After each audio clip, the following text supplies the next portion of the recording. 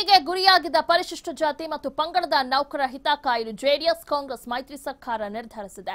ಮುಖ್ಯಮಂತ್ರಿ ಎಚ್.ಡಿ. ಕುಮಾರಸ್ವಾಮಿ ಅಧ್ಯಕ್ಷತೆಯಲ್ಲಿ ನಡೆದ ಸಚಿವ ಸಂಪುಟ ಸಭೆಯಲ್ಲಿ ಬಡ್ತಿ ಮೀಸಲಾತಿ ಕಾಯ್ದೆ ಅನುಷ್ಠಾನಗೊಳಿಸಲು ಈಗ ಒಪ್ಪಿಗೆಯನ್ನ ನೀಡಲಾಯಿತು. ಕಾಯ್ದೆ ಅನುಷ್ಠಾನ ವಿಳಂಬ ಮಾಡಿದರೆ ಲೋಕಸಭಾ ಚುನಾವಣೆ ಪ್ರತಿಕೂಲ ಪರಿಣಾಮ ಬೀರಲಿದೆ. ಈ ಬಗ್ಗೆ ಕೂಡಲೇ ತೀರ್ಮಾನ ತೆಗೆದುಕೊಳ್ಳಬೇಕು ಎಂದು ಡಿಸಿಎಂ ಡಾಕ್ಟರ್ ಜಿ. ಪರಮೇಶ್ವರ್ ಹಾಗೂ ಸಚಿವ ಪ್ರಿಯಾಂಕ ಖರ್ಗೆ ಪಟ್ಟು ಹಿಡಿದರು. ಕಾಯ್ದೆ ಜಾರಿಯ ಸಾಧಕ ಬಾಧಕಗಳ ಬಗ್ಗೆ ಸುದೀರ್ಘ ಚರ್ಚೆ ನಡೆಯಿತು.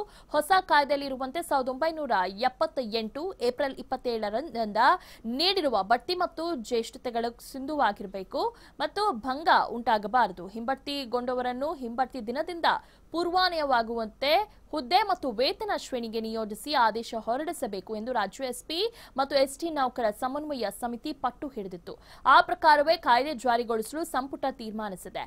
ಈ ಮೂಲಕ ದಲಿತ ನೌಕರರಿಗೆ ಸರ್ಕಾರ ಸಿಹಿ ಸುದ್ದಿ ನೀಡಿದೆ. ಇದರಿಂದ ಸುಮಾರು 50,000 ನೌಕರರಿಗೆ ಪ್ರತ್ಯೇಕ ಹಾಗೂ ಪರೋಕ್ಷವಾಗಿ ಅನುಕೂಲವಾಗಲಿದೆ.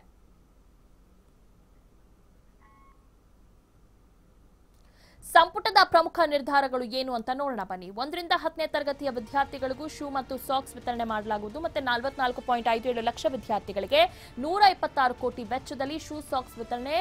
ರಾಜೀವ್ ಗಾಂಧಿ ರಾಷ್ಟ್ರೀಯ ಉದ್ಯಾನವನ ವ್ಯಾಪ್ತಿಯಲ್ಲಿ ಬ್ಯಾರಿಕೇಡ್ ನಿರ್ಮಾಣ ಮಾಡಲಾಗುತ್ತೆ. ಇನ್ನು ಹುಣಸೂರು ವನ್ಯಜೀವ ವಿಭಾಗದ ವ್ಯಾಪ್ತಿಯಲ್ಲಿ ರೈಲ್ವೆ ಕಂಬಿ ಉಪಯೋಗಿಸಿ ಬ್ಯಾರಿಕೇಡ್ ನಿರ್ಮಾಣ. ಕರ್ನಾಟಕ ಆಯುಷ್ ನಿಯಮ ತಿದ್ದುಪಡಿಗೆ ಒಪ್ಪಿಗೆಯನ್ನ ನೀಡಿದ್ದು. ಶಿವಮೊಗ್ಗ ಜಿಲ್ಲೆ ಭದ್ರಾವತಿಯಲ್ಲಿ ರ್ಯಾಪಿಡ್ ಆಕ್ಷನ್ ಫೋರ್ಸ್ ಬೆಟಾಲಿಯನ್ 50 ಎಕರೆ ಜಮೀನಲ್ಲಿ ರ್ಯಾಪಿಡ್ ಆಕ್ಷನ್ ಫೋರ್ಸ್ ಬೆಟಾಲಿಯನ್ ಸ್ಥಾಪನೆಗೆ ಈಗಾಗಲೇ ಪರ್ಮಿಷನ್ ನೀಡಲಾಗಿದೆ.